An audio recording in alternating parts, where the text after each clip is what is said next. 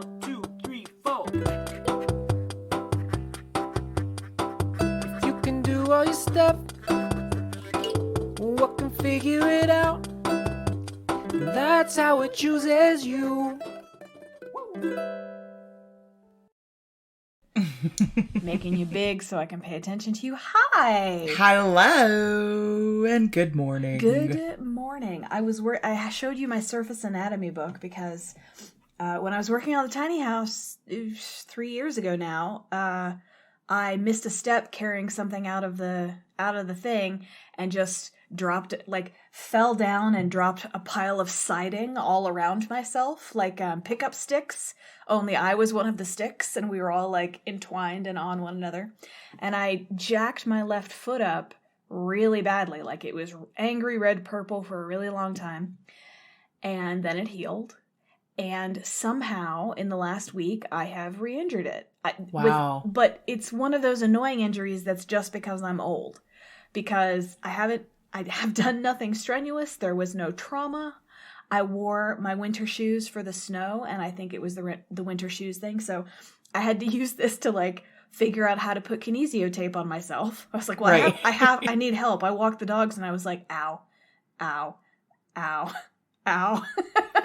It's not one of those injuries that's twinges when it's going to snow or anything. Okay. No, I don't think so. It hasn't recurred until this morning. So, but it's either the tight winter shoes or I told you I've been playing a lot of, I almost said Pirates of the Caribbean, but that's not what I'm playing. I'm playing Assassin's Creed, and I'm playing Assassin's Creed Odyssey. And I'm playing a female mercenary, and this game is 5 years old or something, so everyone has played it, and I'm always late to the party, but it's so fun.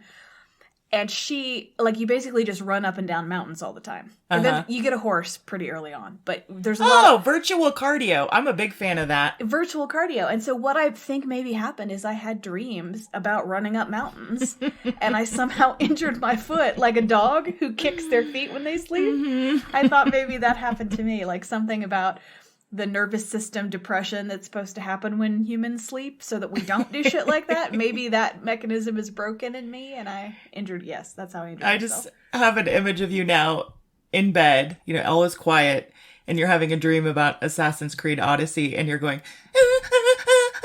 and your little foot is going. Yeah. Yeah. Well, speaking of injuries, I've already told you this, but we'll tell the folks at home. I took a little spill on our stairs outside when it was icy. I had the dog on a leash. Briefly thought she was perhaps responsible, and then thought back to this sequence of events and realized, no, that was fully your fault. She tugged a little, and I went, oh, geez, well, that could be kind of dangerous. And knocked the shit out of my butt. That sounded weird. I just suddenly realized. But I hit the left side of my left buttock on. I don't know why I said buttock like that. Hit it on the corner of the stairs, and just have I have this straight line bruise. Yeah. That's a good 1.5 2 inches wide, It's nasty. Oof. I hate admitting that I fell. I'm only telling this story because it's hard for me. Because I feel I sound like I'm a 60-year-old woman, I don't know. In my head, that's when you start falling. In your mind, you didn't just slip on the stairs. You took a fall. Yeah, exactly. Took a fall, took a spill. Yeah. It feels like, you fall when you're a toddler and again when you're old. Oh no. I hope that's not true. I don't want to suddenly become embarrassed about how much I fall. Oh my God. Well, it didn't help my self-esteem when I was talking to my family and I fell, and then, my awesome 70-year-old aunt was like, yeah, I fell last winter too. And I was like, God damn it. Don't put me in your camp. I'm not looking for old empathy from you, okay? I will take youth empathy or no empathy. That's right. The highest quality empathy. Youth empathy. Yeah. It's so vibrant and delicious, that youth empathy. It's so tasty, and it's so hard to make them squeeze it out. That's why it's so good. It's so rare. That's not true. That's absolutely not true. These are going to save the world. That is not my opinion. Yeah. I just noticed that you have a beautiful side braid today, and I love it. Thanks. I've been wearing my hair like this quite a bit, and I wore it today specifically because this is how the mercenary wears her hair in Assassin's Creed I love it. Odyssey. And I was like, oh my god, she's wearing that hairstyle I thought I discovered for myself. You discovered the side braid? I'm the first person to ever do her hair like this, as far as I'm concerned. But yes, I like it too. It makes me feel like Katniss Everdeen, and as we have discussed before, I am from District 12, so it feels very nice. It also keeps it out of the way, which is what it's supposed to do, but it doesn't put any strain on the old scalp. So it's got lots of different positives with it. Not that my scalp is old. My scalp is the oldest part of my body. Let's see. I just feel like there's so much to respond to there. Are you having a little bit of a joke bottleneck? Is that what's happening? I right am. now? There's so many thoughts. I can't even pretend to have my shit together today. Cool. By the way, everyone. But this episode will air on Wednesday, November 4th. Yeah. Is that correct? It is correct. The day after our national election. Yeah. And I'm not upset. Now I'm just like, it's just everything's coming down. So I just feel filled with everything, you know? Yeah. We've talked about it a little bit this week. I actually had to call you midweek. Oh, hi. Speaking of talking, this is It Chooses You. It is a podcast. I am Claire Patton. And I'm Teresa Sparks, and we talk about things that we enjoy or are afraid of. We just talk. If you like us, please continue tuning in. We just talk. We just talk. It chooses you. We just talk.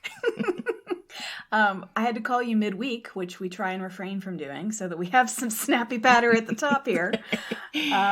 But I had to call you and say, it's going to be okay, right? No matter what, it's going to be okay, right? You just got to tell me it's going to be okay. What happened was I got a text from you that said, do you have a minute to tell me everything's going to be okay? And I immediately called you. Uh-huh. I was like, what's up? And I was like, feelings. And you were like, yes, we all have them right now. And I was like, cool. And that was basically the whole conversation. Yeah. I feel like that conversation kept me sane. Yeah. Yeah. Right after you called, I'm not great at keeping in touch with people, but right after you and I talked, one of my really good friends from Texas called. And I was like, did you vote? And she was like, yes. Did you vote? And I was like, well, yeah. Why else would I ask you? There's a lot of psychic pressure in the world. Yeah, let's just put it that way. Yeah. I set out to do some research because the topic I wanted to bring this week is Texas Democrats. Yeah. Which we could call Texas D, which would kind of be fun. Sure. I'll take it. Mislead the people into thinking we have something racy to talk about this week. But there were so many updates during the course of my research that what I thought was going to be the focus has dramatically shifted because all of these things are happening in Texas 11th hour. Yeah. So you have become a journalist this week This is rather than a historian or a storyteller. Okay. I will admit that I have become a person who investigates what real journalists are saying and then regurgitates it for our audience and you. Yeah. That's that's more accurate for sure. That phrase made so much sense in my head and just came out. Whoa. Oh, did it? I didn't notice. Whatever's going on for you this morning is exactly what is going on for me. Perfect. You're making perfect sense to me. Great. We're all insane. Yeah, that's right. Mad. We're mad. I mean, 100%. Yeah. Like, I feel so worried about this country right now. Yeah. Well, and it's, if you look at it, it's like kind of a masterclass in psychopathic Machiavellian strategy. for the last 40 years that's coming to fruition in this horrible, horrible moment. And yet somehow also it's kind of the most deeply hopeful time I think I've ever lived through. Yeah. So I think the extreme polarity is really what's challenging. I agree. Yeah. I think that this story that I'm going to tell you reflects that. So it's a funny position we're in, right? Because as I said, this episode's coming out Wednesday, so it'll be the day after the election. Yeah. The fact is we probably still won't know anything. That's true. But we will be in probably a very different mental state depending on how things are looking like they're going than we are right this moment. So I consider this like a little time capsule of like what we're all feeling the weekend before this hugely important election. Yeah. With a grossly stacked Supreme Court, with a hastily confirmed, ill-qualified new justice, and all of the hypocrisy of the Republican Party and the people who vote Republican. They're just in front of everyone to see and admire. Yeah. Yeah. I mean, if what you want is a villain who's willing to declare themselves a villain, that's what we have. We have it 100%. Yeah. Yeah, So. for sure. So for this piece, we're going to talk about Texas Democrats today. I have a lot of sources. Okay. I went down a deep, dark, musty rabbit hole of Texas politics. So there's a few articles from the Texas Monthly. Yes, great magazine. Fucking best, in my opinion, one of the best sources of journalism in this country. Pieces in the Texas Monthly by Peter Hawley, Robert Draper, and Christopher Hooks. And I want to shout out his article in particular. He has an article in Texas Monthly called "What If They Held an Election and Everyone Came?" Which is fantastic, and I highly recommend it. From Politico, there's an article by Sierra O'Rourke and an article by Will Ford that I researched. From the HuffPost, there's a piece by Sebastian Murdoch. From Rant Media, there's a piece by Matthew Reyna. And from Slate, Late Breaking News, piece I used from Mark Joseph Stern. Well, so I think we should, let me tell you what I think of when you say the phrase Texas Democrats. I imagine Yosemite Sam, but cool. And not just shouty and gunny. The shouting and the guns are there, but they're like in the service of empathy and equity and compassion. And Right. Can you shout and shoot in the service of compassion? I don't know, but that's what I imagine. Yeah, I get it. I mean, it's interesting to talk about Texas Democrats, especially because the meaning of that is completely shifting. Texas, like many places, the population is shifting rapidly away from, straight white dudes, turns out. As is the population in most of the world. Exactly. Thankfully. So I struggled a little bit. I kept finding myself creating phrases in my head that's like, well, in Texas, we're like this. And in Texas, Democrats are like this. And we're like this. And Republicans are like that. And I thought, well, Jesus Christ, who fucking knows anymore? That's really not fair. Yeah. So I'm trying to stay away from that. But what I will say is that less and less so now, but in the past, to be a Democrat in Texas was to be to stand in you're standing in contrast. You're in the minority usually, and again that's shifting now. But so you would get these fabulous characters like the Democratic governor Ann Richards Molly Ivins, who was a columnist and genius. In fact, I think I'm going to do an episode of Molly Ivins. Molly Ivins wrote a book called Nickel and Dimed, right? That was her? I think so, yeah. What it is to make minimum wage and try and live in America. I think that's her. She's amazing. I mean, if you want to know if you're a badass, there's two ways to know. One is if you receive the title humorist. And the second is if they write a play about you and the title of the play is Raise Hell. Oh, come on. Pretty good indication that you're an insane badass of epic proportions. That's so great. And so there's a play about Molly Ivins that's called Raise Hell? Yeah. That's cool. That's cool. So I'll do an episode on Molly Ivins, but it's going to require a deep dive. I want to read some actual books and things like that.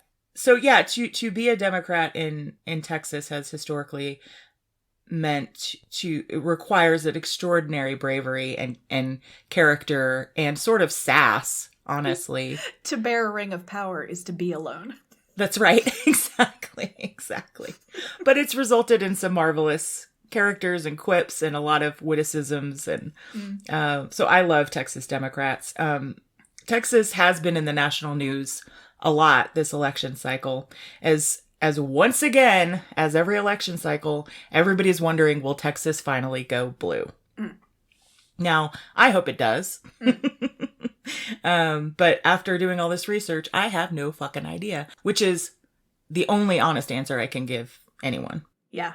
Well, I have to say that sounds like something that is particularly delightful about Texas. Is like, what are they going to do? And it's, on the one hand, it has a pretty, I think, stable identity in terms of character among the United States. But on the other, it's a wild card. And how does it pull that off? How can it be both? Yeah. Right. It's so true. And that's, that is part of what I consider the Texas character is to be contrarian, to be a little, who knows? So the last time that Texas gave its electoral votes to a Democratic presidential candidate. Ooh, can I guess? Yeah. It's not Kennedy, because as we know, Texas is the reason the president's dead. It's true. Truman. No. It was Jimmy Carter in 1976. Oh, that's much better than I thought. That's silly. Which was before I was born. And as we've established at the beginning of this episode, I'm an old woman. So Jimmy Carter was before you were born? Are you 4 years younger than me? I was born in 1978. Carter was 1976. Yeah. Okay. So, yeah. 2 years before.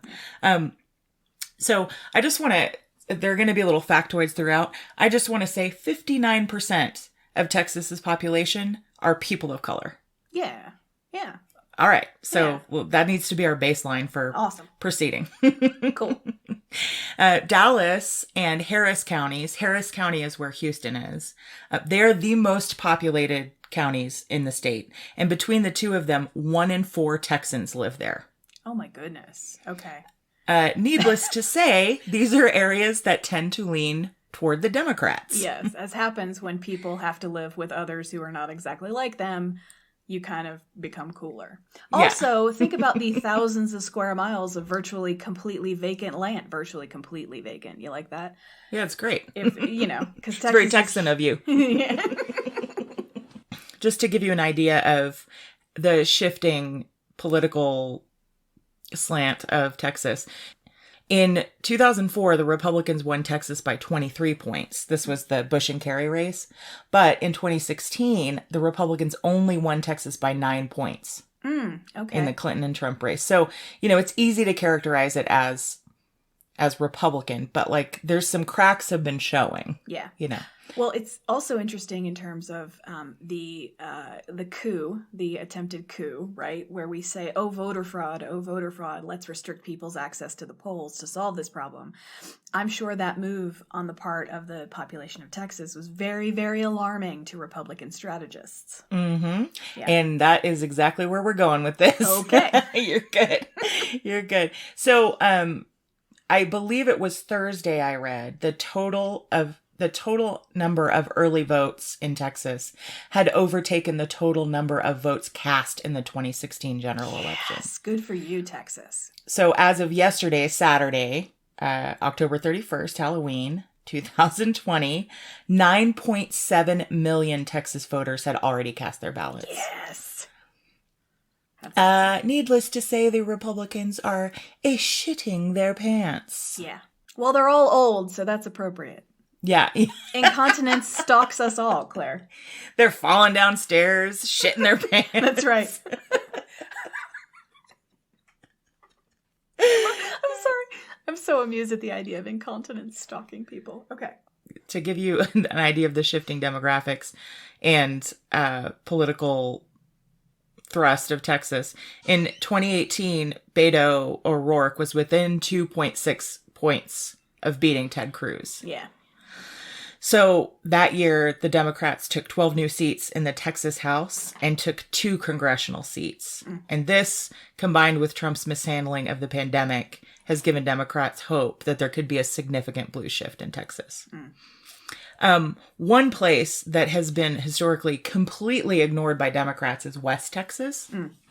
So I looked at some maps, and it's just red. West Texas, and that's like the Panhandle with El Lubbock Paso. and El Paso and on down through the state. It's like crazy Republican. So yeah, I think about the West Wing, and there was that the race that I think Rob Lowe ends up taking over, and how it was Orange County, California, and the Democrats wouldn't put any money into it because they're like, there's no way. That's kind of this situation where the Democrats have just been like, there's no way we're going to make... They actually call it the red wall. Yeah. Like, that's how serious it is. But for the first time, the Republicans are spending money on ads in Odessa. Or a significant amount of money on ads in Odessa, which shows that they're nervous.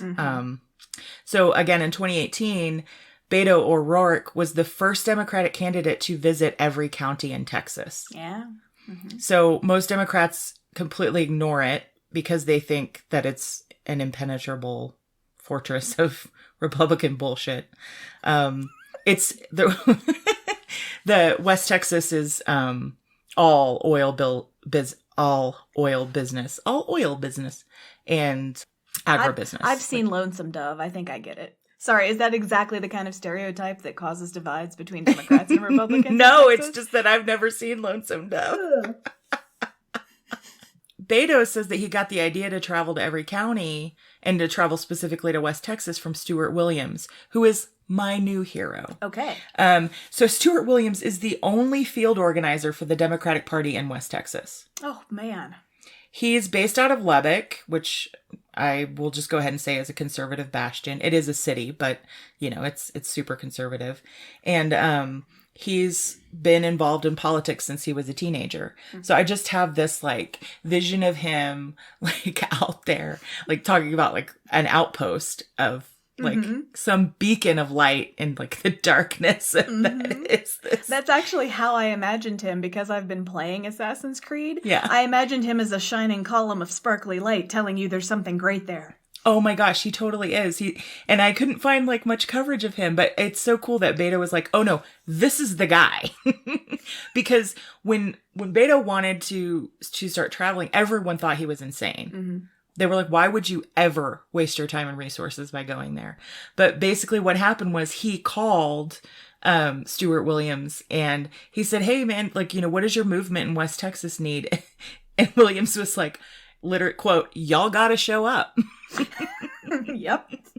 And so the thing is that Beto saw better numbers there than anyone expected. And it served to further energize the party. And so it showed that there are Democrats out in rural areas, and Williams himself says things are changing, and especially in Lubbock. So he says in his 30 years living there, he's starting to see people change their minds. He's like, rural people aren't stupid. Yeah. And the president's losing popularity. And he says, quote, it may not happen as soon as the suburbs, but people are tuning in.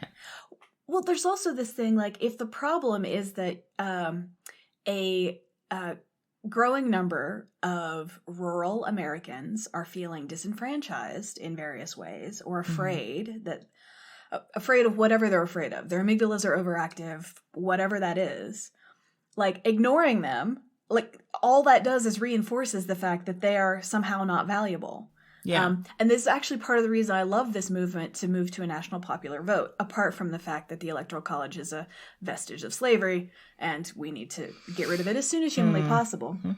But the idea that, some votes are more valuable than others, it's a huge problem for a democracy. Yeah. It is. And the thing that I love about Stuart Williams is that he is playing the long game. Yeah. Okay? You'd have to, right? You'd have to be in it. It's a marathon out there. Yeah, and I mean, and this is the thing, like, everybody wants to know when Texas is going to flip, but it's his vision is like when it does, you know? So, and this isn't, this is like a paraphrasing of his approach. So these aren't facts, but necessarily, because I just can't remember off the top of my head, but it's really interesting because he'll be like, well, you know, okay, so Hillary Clinton won 35% of the vote here in Lubbock. So my goal for Biden is 40%, you know, so he's seeing it go up.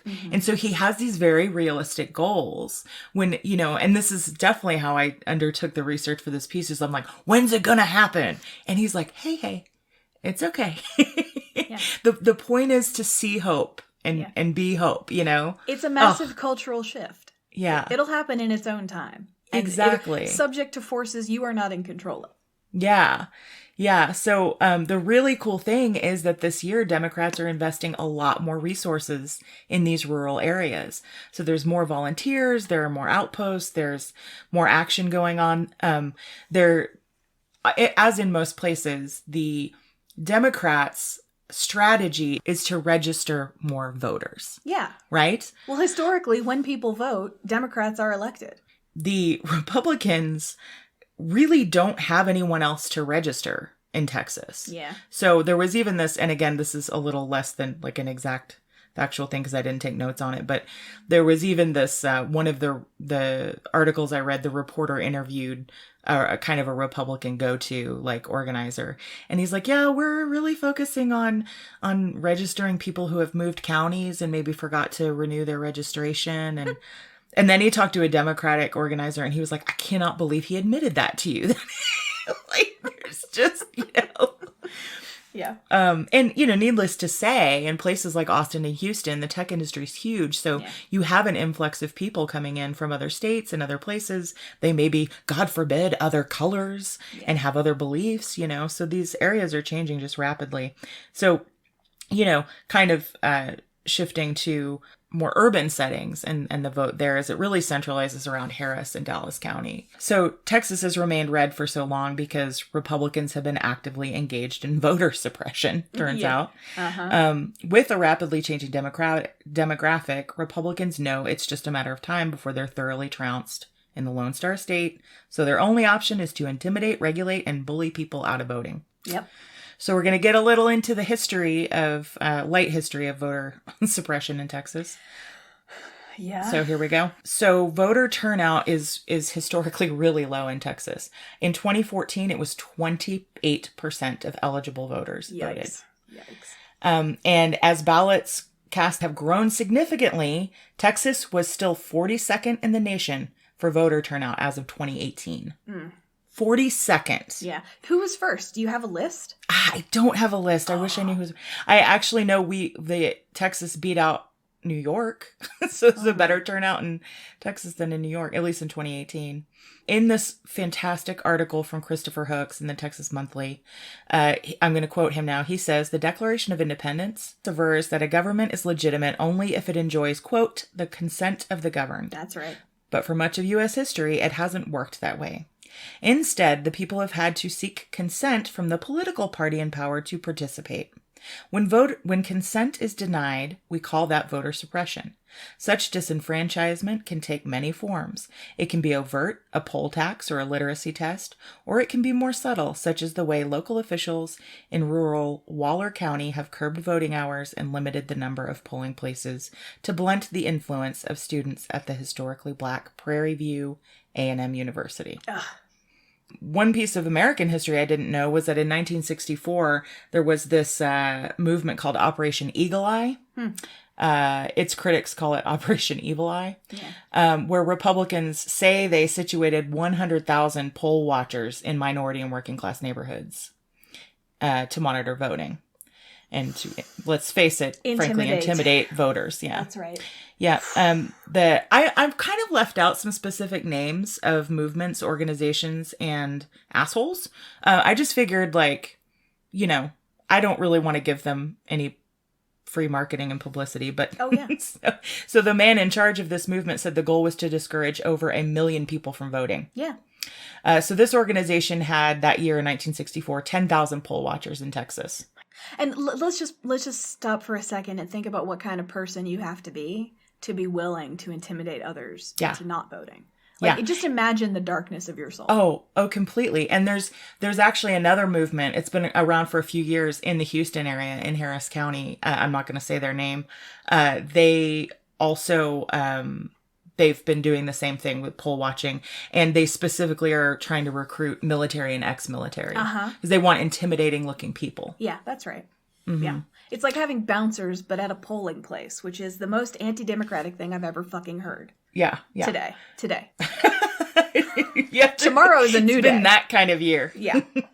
So just jumping forward, in 2008, the Democrats nearly took the state house, and Obama won Harris County, again, Houston, which gave Democrats some hope. And in 2010, there was a scandal where Houston Votes, a voter registration organization, was accused of widespread fraud. Mm-hmm. So the Republicans held this big press conference announcing this and making a big hoopla. And it turned out some of the registrations were actually duplicates or not filled out fully, which should just then be thrown away. That's right. Right. So that's not fraud. That's just an incomplete voter registration card. That's right. So they accused non-citizens of trying to register. But when they investigated it, they found that there's a box on the form that says, "Are you a U.S. citizen?" And a number of people checked no. Mm-hmm. So once again, no one was trying to fool anyone. Not fraud. You know? Yeah, exactly. Not Just lying. Invalid. Yeah. And so the Attorney General's office found no crimes had been committed, but they destroyed all of the organization's information. Yeah. So Texas has had some of the strictest voter ID laws in the country. And there have been countless cases of supposed voter fraud that completely fall apart.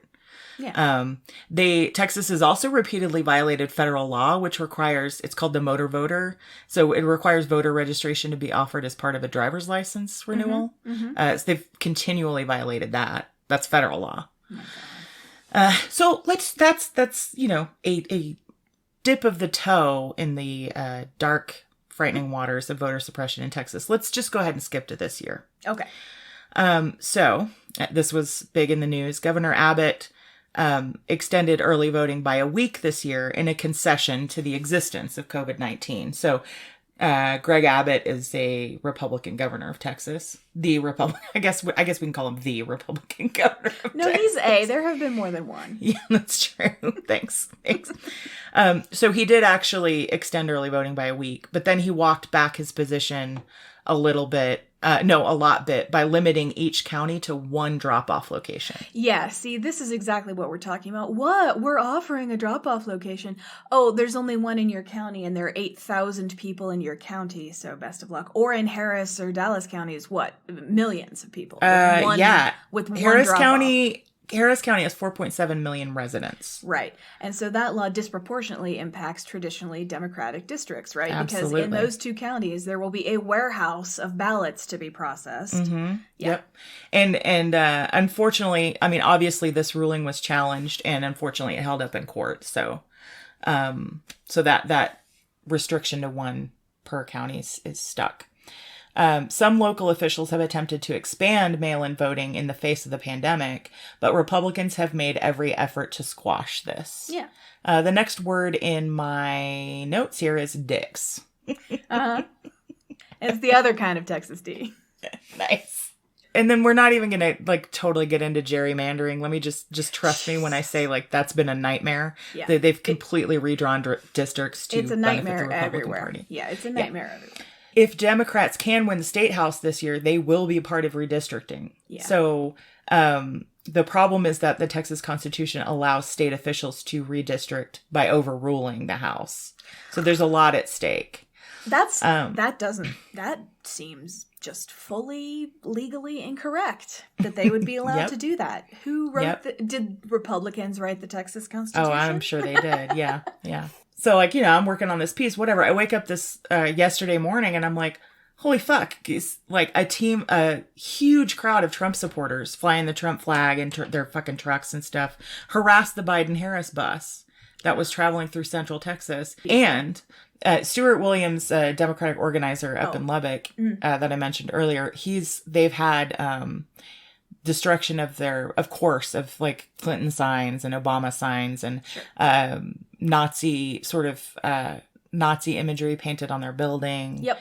And all, I mean, he's enduring a lot. He's super, he's like, well, I don't care. Yeah. Well, it's honestly like watching animals in their death throes. Like, it's it's the frantic belief that you're going to die. All we're trying to do is offer you free healthcare, man. What the hell? Yeah, I know. So the Democratic Party believes that Texas is their best shot at retaking the House, with a decent chance at picking up 4 more seats in the House of Representatives. Nice. This brings us to this morning. Okay. This is the one that really fucking gets me. So, members of the Texas GOP and one member of the state house have sued, as of late this week, to nullify 117,000 ballots that have been cast this election. Fuckers. I'll give you one guess as to what county these ballots were filed in. Dallas. No, the other one. Harris. Mm-hmm. Yeah. So these are ballots that were filled out at a drive-through polling place in Harris County. Here's how it works. A voter drives in to a temporary tent area. Their identity is verified by the poll worker, and then they fill out their ballots in the privacy of their vehicle and turn their ballot in. Okay? Yeah. So just like a regular polling place, but you're in your car. Yeah. Pandemic style. Yeah. So this was set up by Chris Hollins, who's the Harris County clerk, who I gotta say is a total badass. Like, he's done everything he can do to try and keep people safe. Obviously, Harris County has been impacted by the pandemic in huge ways. So he set this up. The Republicans filed their lawsuit on October 28th. That was the end of this week, as early voting came to a close. Yeah.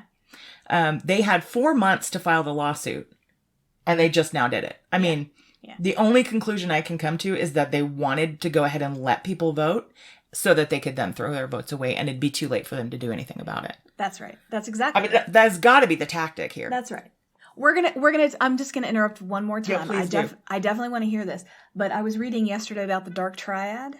You know the Dark Triad. It's personality traits that, if they're all found in the same person, basically make you you're a dangerous kind of dark individual. Oh, Jesus. Machiavellianism, narcissism, and psychopathy.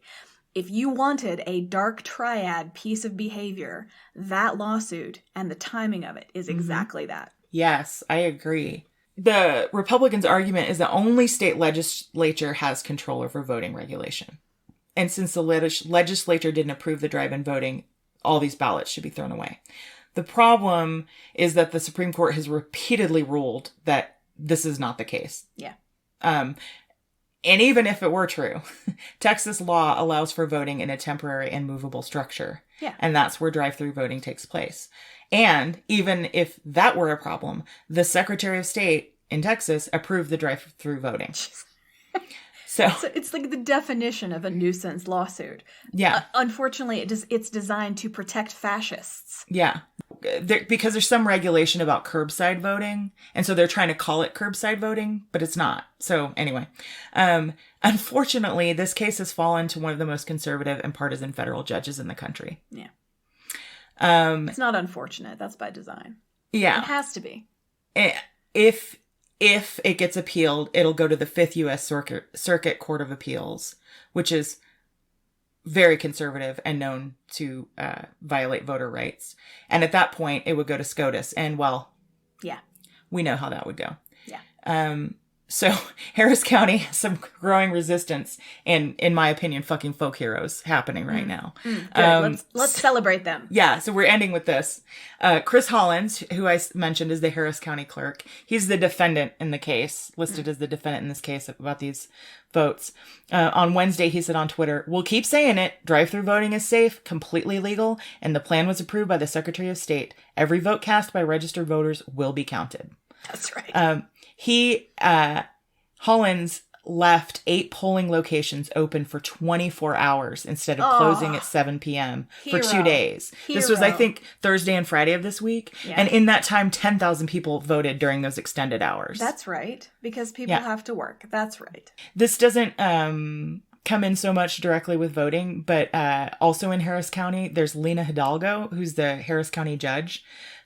This woman is so great. So she was born in Colombia and moved to the U.S. in 2005. She attended Stanford University, became a citizen in 2013, which is the same year she earned her degree in political science. She volunteered at the Texas Civil Rights Project.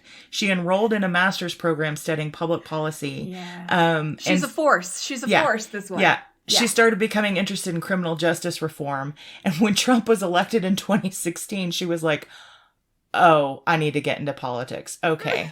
So she did. She says, quote, I'd worked on criminal justice issues and healthcare issues in Harris County and seen how broken things were there.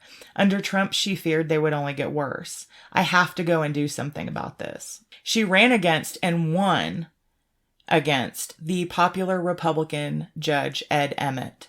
She beat him by less than 2 percentage points. But like, you have this, installed incumbent Republican judge who is well liked. He was actually pretty moderate. He's well liked. He's, got tons of money behind him. She has never run a political campaign, and she just beat him, This is another thing. When I look at the judge lists for Colorado, I can't find any information on how these people tend to operate. Yeah, the judges, we decide whether they stay or whether they go. We have no idea what their record is for settling these kind of cases or how they behave or what their politics are. And I think that is a huge gap because so much of this stuff is not legislated. It's in the courts. Yep. That it it's happens. Decided in the courts. Yep. And if we don't know who our judges are, I mean, we can't do anything about it. And so I got to figure that out. Well, and so what do people do? They just say, shall the judge be retained? Sure. And you say yes. Sure. So that makes it even crazier that she won. Oh, she's so fantastic. So she basically has been yet another one of these local officials who has been single-handedly holding back the darkness. Yes. So she drew sharp criticism from Republicans for her mask mandate in early April. So she was one of the first ones to come out and say, look, we got to do this. She was repeatedly attacked by fucking Governor Greg Abbott. And he tried to overwrite her mandate again and again and couldn't. And of course, by July, he enacted a mandate when things got so desperate and cases were rising. That's that Peggy Carter line from The Avengers. She says, compromise where you can, but where you can't, don't. Plant yourself like a tree. Even if the whole world's telling you to move, plant yourself like a tree and say, no, you move. That's perfect. Yeah. So it was great because, I had been thinking about particular folk heroes of mine. But then as I researched this article, I discovered these people who are just beacons of hope in a very, very dark situation. So wonderful. So much love to Stuart Williams, to Lena Hidalgo, and to Chris Hollins. Yes. That's wonderful. Yeah. It's like I said at the top. It is an incredibly dark time. And because it's so dark, the lights are so bright when you find them. And it's surprising how many lights there are. I think that, as I said when I began to research this, I really wanted to be bold and say, Texas is going to turn blue. That's how I wanted to start the whole thing. And I think if I were to do that, it would miss the point. I certainly hope it does now, because now would be an opportune time. But I think this research ended up giving me a lot more hope than I thought I would have, because it's about slowly chipping away, like Stuart Williams out there in Lubbock, Yeah. There's, shit. I forgot what I was going to say because I got so distracted by how smart you are and how good that was. Oh, there's a line between being positive and being a Pollyanna. Right. Positivity is a force for good. Being a Pollyanna, I might as well be playing video games. Not actually engaged. Yeah. Well, and it's interesting because I've heard quite a few people from other countries criticize Americans for being so positive. We catch a lot of international flack for being Pollyannas, And it's, I think what I feel like I've been watching a little bit this year is the budding maturity of this country in a way. Like, and I'm not trying to put a positive spin on like a shit year, but we're seeing some shit, you know? Yeah. And I think that that's going to change us. And I hope it changes us in the way that we're a bit wiser and more seasoned, but we also have hope. Yeah, and it changes us in the direction of kindness and empathy and compassion and resilience. My God. What's going to happen, Claire? I don't know, man.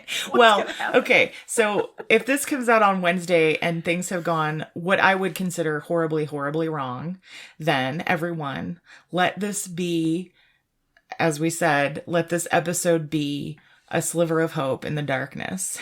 Yeah. If things do go well, then fuck yeah, this is a celebration and Texas Democrats are awesome. Yes. Send baskets of flowers to a random Texan. That's right. Oh, what a fun project that would be. Pick a random Texan and send them a gift. I mean, if Texas were to go blue, that might actually happen. I would do it. I would make them something. like a handprint turkey card. Yeah. Thanks, Texas. Yeah. Oh, man. Well, thank you. That was lovely. I didn't expect to be so entertained by all of it. Or I shouldn't say that. I didn't expect to be so interested in all of it, you know? Yeah, well, I think it connects to, we know some people from Texas. You know more than I do. I know you. You're my person from Texas. Yeah. But we know other people from Texas and uniformly good storytellers. Uniformly, to a person, good storytellers, yourself included. And I think that's part of it. I mean, the conclusion of a good story is never foregone. Like, there's always drama. Right. Right until the end. That's what makes the payoff so exciting. Mm-hmm. Yeah. Well, this has been It Chooses You. And we're going to choose a Democratic president. That's our task. Yep. And if that doesn't happen, we are going to choose to be in the streets for as long as it takes. That's right. And just imagine Teresa and I as cute little fuzzy kittens holding onto a branch and saying, hang in there, buddies. Yeah. We're going to do it. We can do it. We can do it. And we're going to do it because of you. And we are happy that you listen to us. If you'd like to write us, it's itchoosesyou@gmail.com. We have to date received 0 emails. And I hope the person who writes us first understands that we will be contacting them for an interview. So if you'd like to be interviewed by this podcast, send us an email. That sounds great. Everybody, we will see you next week. Thank you so much for listening. Bye-bye. Thank you. Bye. Psych. Okay, everybody. It is Tuesday, November 3rd, Election Day, and I just wanted to put an addendum to the end of this episode to provide an update for you. As is often the case with these stories, there was a development that I wanted to mention before ending the episode. So in regards to the case of the GOP wanting to nullify the ballots in Harris County, it was actually 127,000 ballots are the updated count, and that case has actually been thrown out by the conservative judge that I mentioned. It was also appealed to the U.S. Fifth Circuit Court of Appeals, and they have ruled in favor of keeping the ballots as well. Now, just as a precaution, Chris Hollins, the county clerk in Harris County, has actually for election day just shut down all but one of those drive-in structures, just to be sure that everyone's vote is indeed validated and counted. On the case of the Trump supporters harassing the Biden-Harris bus in Central Texas, the FBI has announced that they will be investigating that case. All right, that's it for now. Carry on, and we'll see you all soon. Testing? Great. Thank you for listening to It Chooses You. Your hosts are Teresa Sparks and Claire Patton. Our theme song is by Bobby Dart. If you'd like to get in touch with us, drop us an email at itchoosesyouPodcast@gmail.com.